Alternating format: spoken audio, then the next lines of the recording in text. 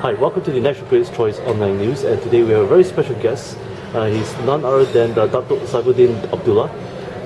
He's a politician in Malaysia, and so he's going to share with us more about the success of the general elections in his home perspective for 2013, and also he is also the champion for the youth and education. Dato, welcome to my show. Thank you for having me. Yes, please tell us some perspective about what has happened in Malaysia in the recent elections 2013, and what was the real success behind it? Is there any secret? Okay, it's just about 1 month after the completion of Malaysian 13th general election, and the result were not unexpected. First of all, Barisan Nasional, the incumbent government, was returned to Parliament, but with less number of seats. Secondly, for the first time since 1969, Barisan Nasional has been ruling all the while, but this is the first time after 1969 that we are a government with enough seats in Parliament as a majority, but we lost the popular votes. So this election was actually transitional. One way to look at it is more and more people are becoming colorblind in Malaysia, voting not based on racial issues but on national issues, on needs rather than race. But more importantly, we see the balance between what I call developmental hopes, traditional way of looking at election. You are looking at whether the government can deliver welfare, schools, public infrastructure. Those are very traditional way of looking at politics and election. And the other one, I call this the democratic hopes, where the electorates are going to the election, going to the ballot box, looking at issues like fairness, justice, freedom, human rights, integrity, and so on and so forth. So if you can imagine two circles, before 2013 general election, there was one big circle, which is the traditional hope, I call it developmental, but now there is another circle, which is just as big as the first circle. The second circle is the democratic circle or the democratic hopes, and that is why you have Barisan Nasional, still the government, but our opposition won popular votes. Now the second circle has been there since 1999 general election, but it was very small, but it grew bigger. So if you ask me what's going to happen in 14th general election, then I will say, it's like I have a crystal ball right in front here, that the second circle, democratic hopes, is going to be bigger, while the traditional developmental circle of hopes is going to be shrinking. So yes, Barisan Nasional was successful in a sense because we were retained into the federal government. We won 2 of the seats that we lost in the last general, 2 of the states that we lost in the last general election, but somehow we lost the popular vote. Now, it has the social media and the internet played a very major role in ensuring the success of the elections? I think it is, to a lot of extent. This is probably the first social media general election for Malaysia. Not that social media was not there in the last 2 general election, but it was really very important this time, especially for young voters, especially for the urban people. Yeah. So social media, as in Facebook, as in Twitter, as in blogs, were very, very important. Cyber troopers, or whatever you call them, they are the new kind of foot soldiers who actively campaign for both sides of the house. Yeah. And yes, I think even in a small town like my constituency, Temerloh, about 39 or almost 40% of the electorates were somehow on social media. So it is hugely influential. Now, speaking about influential, for Sabah and Sarawak itself, they would still prefer to have the Barisan Nasional on their side. Why is that so? I think this is a question of hopes. Yeah, perhaps because Sabah and Sarawak is still, to a certain extent, largely rural, yeah? And because of that, there is still the need to look at developmental issues, like roads, water, and electricity.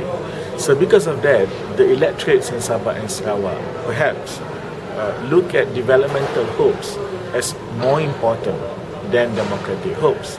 And Barisan Nasional is really excellent, yeah, in addressing developmental hopes. Our problem in Barisan Nasional, in the national front, is actually trying to address the newer kind of hopes, the democratic hopes. What are the lessons learned from these elections that Barisan Nasional has seen? And what kind of tactics do you think that they will hope to adapt and probably be more innovative for the next election? There are a couple of things. Number one, as I said earlier, Malaysians are becoming more and more colorblind. You see people voting based on issues rather than based on race. Of course, there are still people, Malays, Chinese, Indian, and Ibans and Karazans and what have you, voting on certain racial line. They are not racist, but they are voting on certain racial line. But more and more people are voting based on needs rather than race, which is, to me, very healthy. And that is a challenge for Barisan Nasional because most of our component parties, because Barisan Nasional is a coalition of 13 component parties, most of our component parties are race-based, yeah? Not racist, yeah? But we are race-based. And we need to look at more fresh way of looking at politics. And that is why now myself and other colleagues of mine are calling for direct membership to Barisan Nasional. Meaning to say, especially for young people, prospective members of Barisan Nasional, you don't have to be a member of any of the component parties, but you can become a member of Barisan Nasional. Yeah? So it's going to be genuinely multiracial in that regard. Now, number two, the culture of Barisan Nasional, the way we do things, the way we think, the way we look at development, our paradigm, developmental paradigm. We have to review. We have to look at it with new approach. I give an example. For instance, poverty is still a big issue. Last time we used to have poverty in the rural areas. Now we are faced with urban poverty, which is even more complex. Now, is affirmative action the only way or the best way to eradicate poverty? I beg to say that perhaps we need to be more creative. Probably the better way forward is to look at entrepreneurship. I mean, social entrepreneurship. How do we empower the poor to actually graduate from becoming a poor person to someone who is, more independent? So there must be certain ways of it. It's not about giving them, goodies to overcome their daily issues, but to actually empower them, as in developing small businesses for the poor, especially in the urban areas. The other thing that we have to look at is the political landscape have changed. We have talked about social media. There are other two new realities occurring within the society. One is there is a new kind of social consciousness. People are thinking different. The way they look at issues, religion, whatever. Yeah, they have a new way of looking at things. Number three, we are moving into the third stage of democracy, where democracy is not limited only to the ballot box.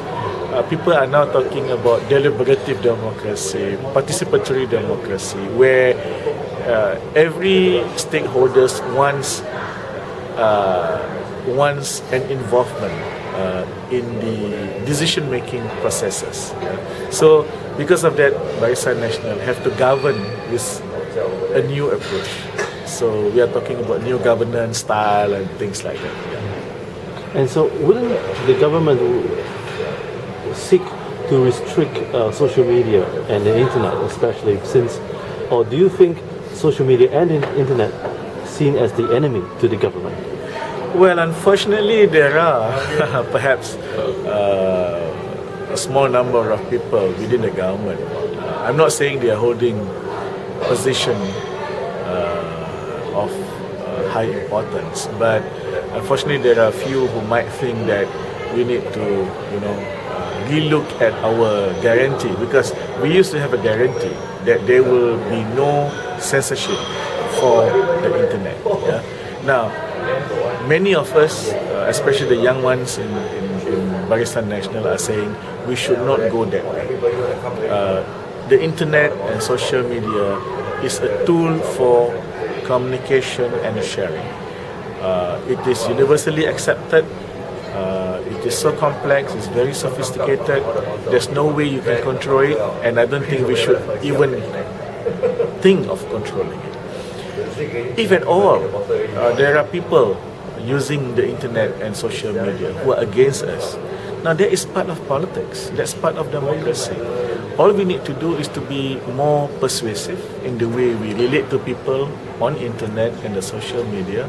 All we need to do is to improve our approach, to improve our content, yeah.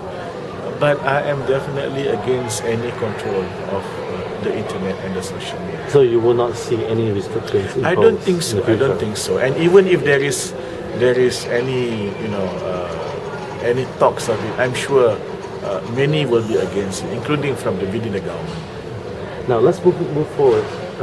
You spoke about new politics. What is new politics?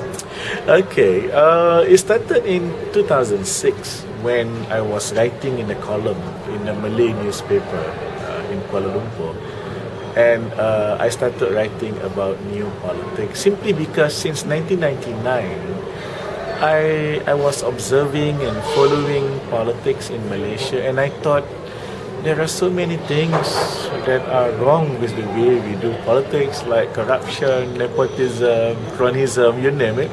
Dirty politics, gutter politics, character assassination. You see, I was a youth activist. I was president of the Malaysian Youth Council, and I thought, no, this is not good for the country. Yeah, I was already a member of UMNO and Barisan Nasional, but not holding very important position because I spent most of my time as a youth activist and as a social activist. Yeah. But I started writing about new politics. Actually, there's no real definition.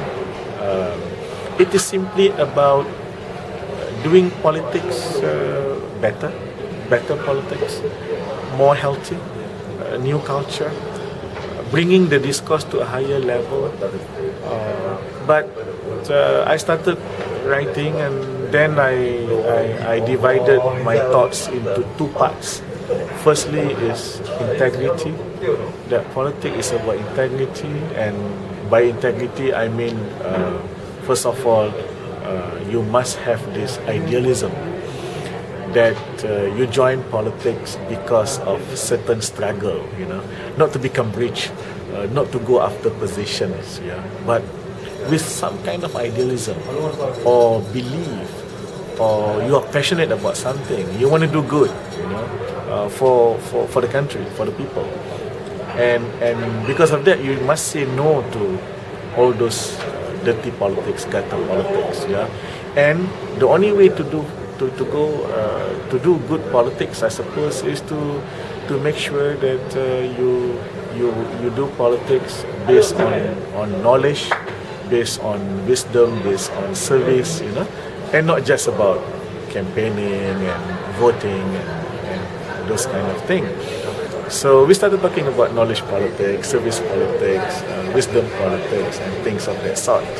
Now, the other thing I thought which is important in new politics is new governance framework. You see, I believe that in a modern democracy, in any nation, in any country, there are three major stakeholders. One is the state, which includes politics. Second is the business sector. Third is the civil society. Now, until 2006, I thought in Malaysia, the three sectors are there, but they are not really working as smart partners. Yeah, and my dream is to see the three sectors really working together as genuine partnership on equal footing. Of course, the state is more has the legitimacy because they are voted by the people, but the state should recognize the role of the other two major stakeholders, i.e., the business and the stakeholder. And when I decided to become active in politics, that was the main reason, because I thought our system has not been recognizing the role of the business and the civil society within the context of democratic and participatory decision-making processes and structures. Yeah, so I thought this should be what new politics is all about: integrity and new governance structure, which of course include what is normally known as good governance, like transparency, accountability, and so on. But later on, I added two more to new politics, which is innovations in democracy and progressive political thoughts. But my book, which was really a compilation of my column, starting 2006, was then published in 2008. At that moment, it was only about the two first things, integrity and new governance framework.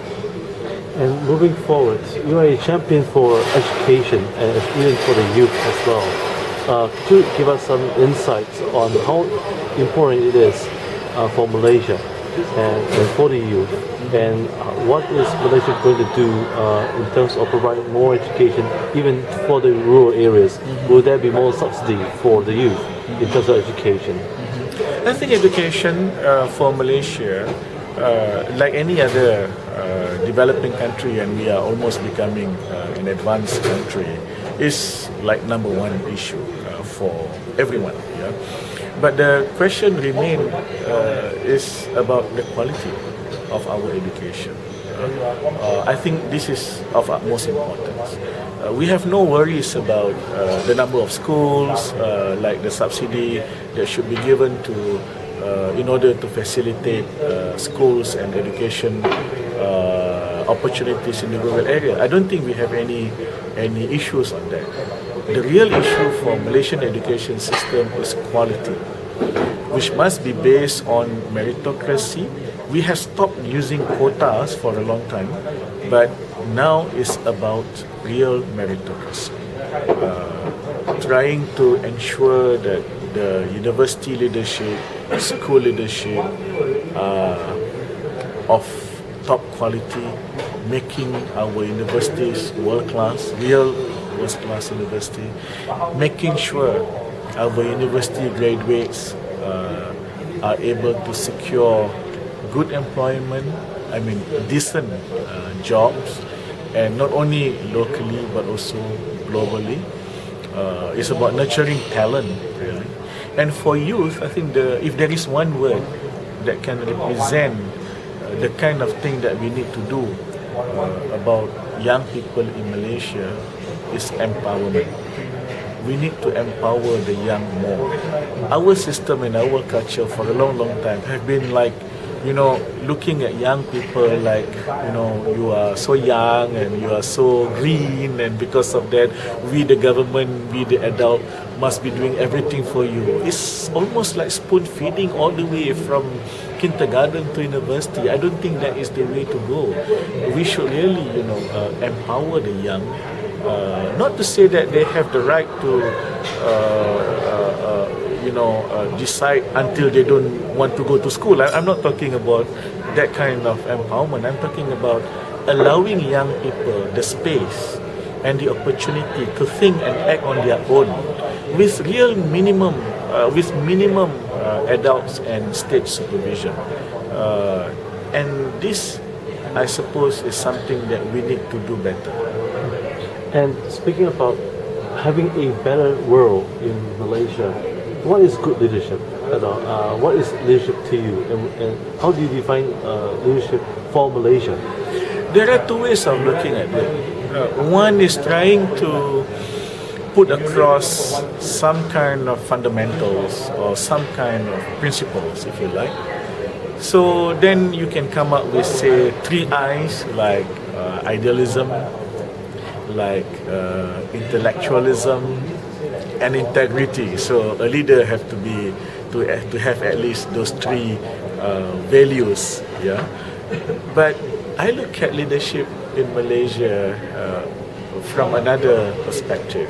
If you imagine a table, I think a good leader is a person who will try to the best of his or her ability to ensure, number one, the table is a big table and try to make it bigger and make it a strong table. The table is level, yeah, and nothing is stopping anyone from sitting at the table.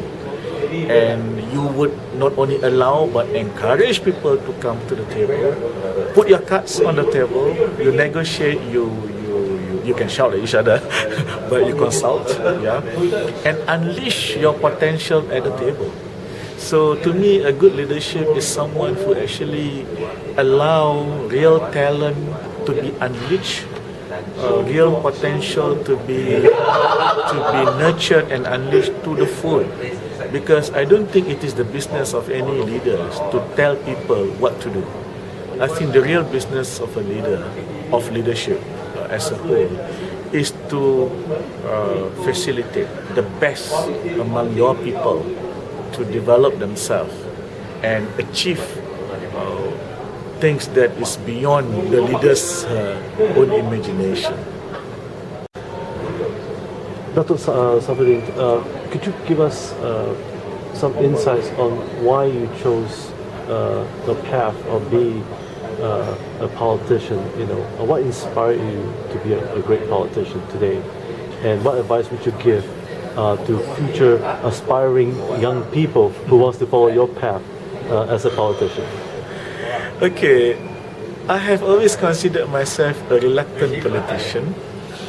I'm always more comfortable working within the civil society as an activist. I spend most of my time as a youth leader. I started as a student activist, a youth leader, as a social activist.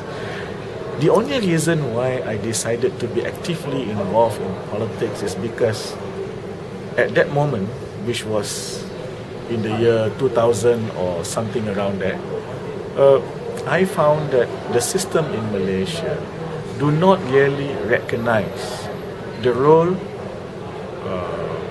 functions of civil society. And I decided then I have to join politics to change the system. I must say I am not very successful, yeah, but to a certain extent, I think we have done something. I give you an example. We have amended part of the University and University College Act, which at one time was considered draconian to many, including activists like me, because at one time university students were not allowed to be involved in politics outside the campus. We worked very hard when I was Deputy Minister of Higher Education to amend one of the clauses, one of the section, and this time GE 13, the just concluded general election, was the first time since 1974 university students were free to campaign, to work, to be involved in the general election. So to that extent, I would say we were quite successful. But otherwise, I think, to put it in a nutshell, I think if you want to join politics, by all means do, but you must make sure that you join for some idealism that you want to uphold, and not to join politics for the glamour of it or for seeking power or to be rich. Yeah, definitely not. So, would there be any campaigning right now to increase the quota or intake of students? When you spoke about equality in Malaysia, would there be an increase of quota of more students from other racial groups and despite of belief system or faith to enter into colleges and universities? Is there anything that's been done? I think for more than one decade, we have stopped using quota system to enter public universities. So admission to public universities are now open to all. It is totally based on merits. Yeah. While the private universities are, because they are private, they are of course open to all. So we don't really have a problem when it comes to quota because we don't practice that anymore. But when we talk about quality education, especially in the higher education level, it is about ensuring that we are getting the best professors, best university leadership, and students are taught in the best approach and with the best technology so that they become real world-class graduates. Yeah. What would be the one word of wisdom you would like to give to the world? After all these years, being a politician, an activist, and looking back, what would be the one wisdom that you wish to impart? Perhaps someone may have given you the same wisdom when you were young. I think if there is one word, then it should be fairness. I think it is almost impossible to be 100% fair, but that it would be the greatest challenge. That you really have to be fair.